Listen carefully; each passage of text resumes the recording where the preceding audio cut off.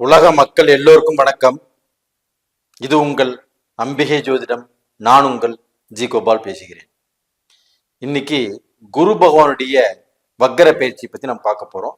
இதற்கு முன்னாண்ட சனி வக்கர பயிற்சி, குரு பகவானுடைய பயிற்சி, சனி பகவானுடைய பயிற்சி, ராகு கேது பயிற்சி எல்லாம் பார்த்துட்டு இருக்கிறோம். அந்த வரிசையில இந்த குரு பகவானுடைய வக்கர பயிற்சி. அப்ப இந்த குரு பகவானுடைய வக்கரம் அப்படின்னா என்னன்னா, இப்ப குரு பகவான் ரிஷபத்தில் இருக்கிறாரு. அந்த ரிஷபத்திலிருந்து பின்னோக்கி சுழல்வதைத்தான் குரு பகவானுடைய வக்கரம். அப்படி பின்னோக்கி சுழன்றாலும் அந்த குரு பகவான் ஆகப்பட்டது ரிஷபத்தை விட்டு வெளியில வர்றதில்லை. அந்த ரிஷபத்திலேயே தான் பின்னோக்கி வந்துட்டு இருப்பாரு. அப்ப அந்த ரிஷபத்தில் இருக்கக்கூடிய அந்த குரு பகவான் ஆகப்பட்டது எப்ப வக்கரம் அடைகிறார் அப்படின்னா 2024 அக்டோபர் மாதம் 9ஆம் தேதி இவருடைய வக்கரம் ஆரம்பிச்சு 2025 பிப்ரவரி மாதம் 4ஆம் தேதி இந்த வக்கரம் முடிவுக்கு வருகிறது. கிட்டத்தட்ட ஒரு 3 மாசம் 26 நாட்கள், 4 மாதங்களே வச்சுக்கோங்களேன். அப்ப இந்த குரு பகவானுடைய வக்கரம் அப்படிங்கிறது மேன ராசிக்காரங்களுக்கு எப்படி இருக்கும்? அப்ப அந்த மேன ராசிக்கு 3ஆம் இடத்துல இப்ப குரு இருக்கிறாரு.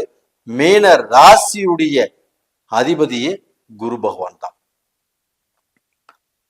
அப்ப இந்த குரு பகவான் ஆகப்பட்டது மீன ராசிக்கு சாதகமான சூழ்நிலையை காட்டுவாரா இல்ல பாதகமான சூழ்நிலையை காட்டுவாரா? அதைத்தான் இப்ப இந்த வீடியோல பார்க்க போறோம். நேயர்களே, இந்த வீடியோ ரொம்ப முக்கியமான வீடியோ. ஒரு முழு சுபகிரகம் வக்கரம் அடைகிறாரு. அப்படி வக்கரம் அடையும் போது எந்த விதமான பலன்கள் ஒவ்வொரு ராசிக்குமே கொடுக்கிறது அப்படிங்கிறத நம்ம பார்த்துட்டு இருக்கிறோம். இந்த வீடியோ பார்க்குறவங்க பார்த்துட்டு உங்களுடைய நண்பர்கள், அண்ணன் தம்பி, அக்கா தங்கச்சி, உங்களுடைய ரிலேஷன் எல்லாருக்குமே அனுப்புங்க. இது ரொம்ப ரொம்ப முக்கியமான வீடியோ, நீங்கள் பார்க்க வேண்டிய வீடியோவும் கூட.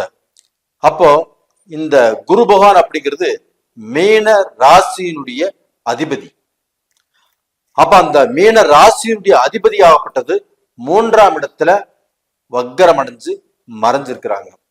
அப்ப இந்த மாதிரி சமயத்துல என்ன ஆகும் அப்படின்னா, மனசுல பார்க்க போனா ஒரு விஷயத்தை நம்ம எடுத்துட்டோம்னா இந்த விஷயம் நடக்குமா நடக்காதா, இது முடியுமா முடியாதா, இது பிரச்சனையில முடியுமா பிரச்சனை இல்லாம முடியுமா, இந்த கல்யாணம் நடக்குமா நடக்காதா, இப்படிப்பட்ட பல குழப்பத்தை நம்மளுக்கு உருவாக்கும்.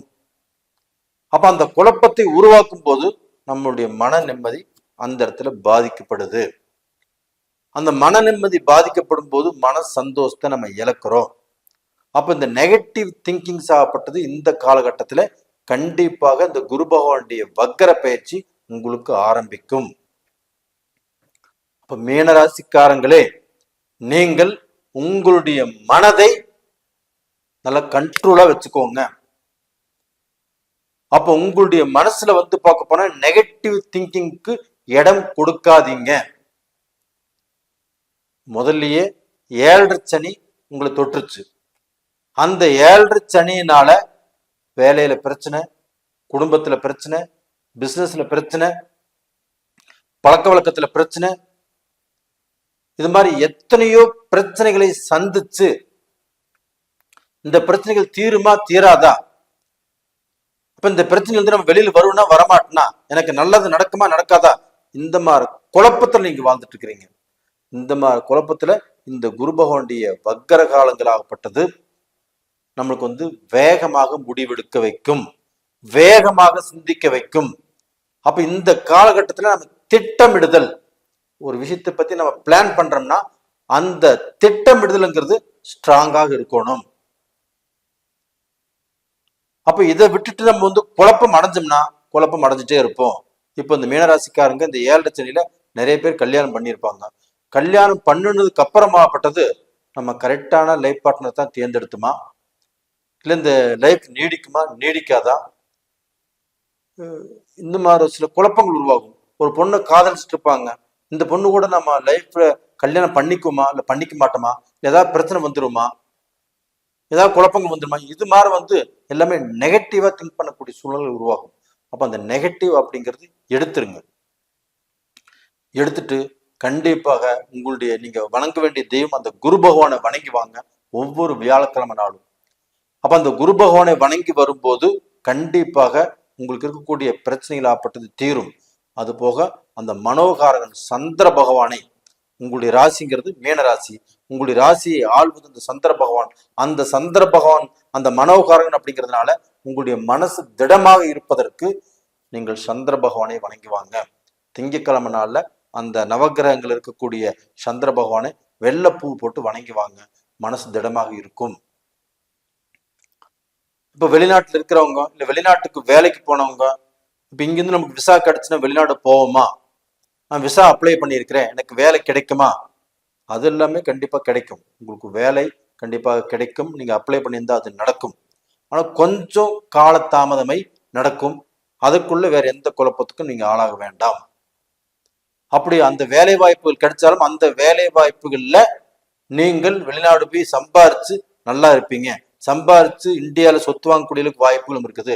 இப்ப வெளிநாட்டிலேயே இருக்கிறவங்க அப்ப அந்த குடும்ப வாழ்க்கையில பிரச்சனை, திருமண வாழ்க்கையில பிரச்சனை, அதே சமயத்துல நம்ம திருமணம் பண்ணிக்க போகக்கூடிய பெண்ணு கூட பிரச்சனை, இந்த மாதிரி குழப்பங்கள் எல்லாமே கண்டிப்பா இந்த பீரியட்ல வரும். ஆனா அதுக்கு இடம் கொடுக்காதீங்க.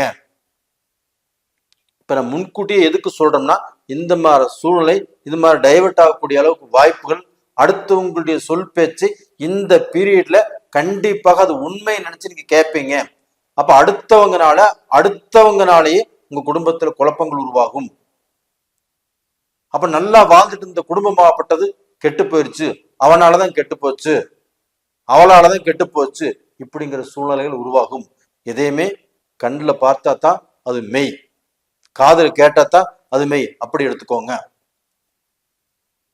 அது இல்லாமல் வேற யாரோ ஒருத்தர் சொல்வதை நம்பி அதை நம்பி நீங்க வீட்டுல வந்து அதை பத்தி பேசினாவோ அதை நம்பி சண்டை போட்டாவோ உங்களுடைய குடும்பத்துக்கு பிரச்சனைகள் வந்துடும். இப்போ உங்க குடும்பத்துல பிரச்சனைகள் வரக்கூடாது, நீங்க ஒற்றுமையா இருக்கணும், நீங்க சந்தோஷமா இருக்கணும்னா வேற உங்களுடைய நட்பு இந்த சமயத்துல தேவையில்லை. அடுத்தவங்க சொல்றதை கேட்டு குடும்பத்துல பேச வேண்டாம். ஏன்னா குரு பகவான் 3ல மறையிறாரு, வக்கரமாகிறாரு. அப்போ ஒரு தப்பு பண்ணிட்டு அதுக்கப்புறம் இப்ப நம்ம தப்பு பண்ணிட்டுமே அப்படின்னு யோசனை பண்ணுவீங்க. அந்த தப்பே நீங்க பண்ணக்கூடாது அப்படிங்கறத என்னுடைய எண்ணம். அப்ப டோட்டலா பாத்தீங்கன்னா மீன ராசிக்காரங்கள் இந்த சமயத்துல ரொம்ப தெளிவாக இருக்க வேண்டிய காலகட்டம். உங்களை நீங்க புரிஞ்சுக்கோங்க. நீங்க ஒருத்தர் மேல பாசம் வச்சிருக்கீங்கன்னா அந்த பாசத்தை உண்மையா வைங்க. அடுத்தவங்க சொல்றதை கேட்டு அவங்க மேல குழப்பத்துக்கு உருவாகாதீங்க. இது போக பாத்தீங்கன்னா இப்ப எஜுகேஷன் இல்லை, இப்ப மாணவர்கள் ஆகப்பட்டது எனக்கு எஜுகேஷன்ல கொஞ்சம் குழப்பங்கள் உருவாகும். அந்த குரு பகவான் ஆகப்பட்டது மறையிறதுனால உங்களுக்கு வந்து பார்க்க போனா குருமார்களோ ஆசிரியர்களோ அவங்க சொல்வதை எடுத்துக்க கூடாத சூழ்நிலையில் உருவாகும். எடுத்துக்க வேண்டாம்னு உங்க மனசுக்கே தோணும். அப்படியெல்லாம் நினைக்க வேண்டாம். அவங்க எது சொன்னாலும் எடுத்துக்கோங்க, அந்த வழியில போங்க. இந்த சமயத்துல காலேஜில் படிக்கிறவங்களோ ஸ்கூல்ல படிக்கிறவங்களோ டீச்சர்ஸ்னால அவங்களுக்கு சில மன வேதனைகளோ சில குழப்பங்களோ கண்டிப்பா வருவதற்குண்டான வாய்ப்புகள் உருவாகும். நீங்க வேற ஃப்ரெண்ட்ஸோட சேர்ந்துட்டு செய்யக்கூடாத செய்யலாம், அதனால வீட்டுக்கு ரிப்போர்ட் போகலாம், இந்த மாதிரி சூழ்நிலை உருவாகும். ஏன்னா உங்களுக்கு வந்து குரு பகவானும் இப்ப 3ஆம் இடத்துல மறைகிறாரு, அந்த சனி பகவானும் இப்ப உங்களுக்கு வந்து 7 சனியில் இருக்கிறதுனால கண்டிப்பா கொஞ்சம் நிதானமாக செயல்படுங்கள். அதே சமயத்துல மீன ராசியில பிறந்தவங்க இப்போ ஒரு 60 வயசு 50 வயசு ஆயிடுச்சு அப்படின்னா அவங்களுக்கு உடல்ல பிணிப்பிடைகள் வரும். அப்போ ஒரு தலைவலியே வருது. இது தலைவலி நம்ம வந்து பார்க்க போனா ஏதோ பெருசா பாதிச்சிருமோ, ஆப்ரேஷன் பண்ணக்கூடிய அளவுக்கு வந்துருமோ, நம்ம உடம்பு சரியில்லை நம்மளுக்கு வந்து பார்க்க படுத்த படுக்கை ஆக்கிருமோ, இப்படிங்கிற எண்ணங்கள்லாம் வரும். அதெல்லாம் ஒன்றும் பண்ணாது, தைரியமாக இருங்க. அதே சமயத்துல இப்போ வேலைக்கு போய் ரிட்டையர் ஆயிட்டு கொஞ்சம் பணம் வச்சிருப்பீங்க, அந்த பணத்தை வச்சுட்டு நான் எனக்கு வருமானம் இல்லாமல் நான் சும்மா இருக்க முடியாது, நான் ஏதாவது ஒன்று பண்ணுவேன், அந்த பணத்தை வச்சு ஏதாவது பிஸ்னஸ் பண்ணுவேன் அப்படின்னு நினைப்பீங்க. இந்த மாதிரி சமயத்தில் எந்த பிஸ்னஸும் பண்ண வேண்டாம், எந்த பிஸ்னஸ்லையும் இன்வெஸ்ட் பண்ண வேண்டாம். அப்படி நீங்கள் வேலைக்கு போகிறதா இருந்தால் அந்த வேலைக்கு அப்படியே போயிட்டுருங்க. பிஸ்னஸ் பண்ணுற மாதிரி இருந்தால் அப்படியே அந்த பிஸ்னஸ் பண்ணிட்டுருங்க. அந்த பிஸ்னஸை இம்ப்ரூவ் பண்ணுறதுக்கு எந்த ஒரு முன்னேற்றமும் இப்போ பண்ண வேண்டாம். நேயர்களே, இந்த பதிவு பிடிச்சிருக்குன்னு நினைக்கிறேன். பிடிச்சிருந்தா லைக் பண்ணுங்க, சப்ஸ்கிரைப் பண்ணுங்க. உங்களுடைய ஜென்ம ஜாதகத்துல குரு பகவான் வக்கரம் அடைஞ்சிருக்காருன்னு பாருங்க. அப்படி வக்கரம் அடைஞ்சு தசை நடத்தினாவோ புத்தி நடத்தினாவோ ரொம்ப ஜாக்கிரதையாக இருங்க. அதே சமயத்தில் உங்க ஜென்ம ஜாதகத்திலும் நடக்கக்கூடிய தசா புத்திகள் உங்களுக்கு சாதகமாக இருந்துச்சுன்னா இதை பத்தியே கவலையே படாதீங்க, நல்லா இருப்பீங்க. இந்த மாதிரி பிரச்சனை வந்தாலும் இதை உங்களுடைய புத்திசாலித்தனத்தினால நீங்க தப்பிச்சிட்டீங்கன்னா கண்டிப்பாக நீங்க நல்லா இருப்பீங்க. டோட்டலா பாத்தீங்கன்னா இந்த பதிவு உங்களுக்கு பிடிக்கும்னு நினைக்கிறேன். பிடிச்சா லைக் பண்ணுங்க, சப்ஸ்கிரைப் பண்ணுங்க. உங்களுடைய ஜென்ம ஜாதகத்தை அதுதான் உங்களுடைய எதிர்காலத்தை நிர்ணயிப்பது. அதை பார்க்கணும்னு நினைச்சீங்கன்னா கீழே 2 நம்பர் கொடுத்துருக்குறோம், கான்டாக்ட் பண்ணுங்க.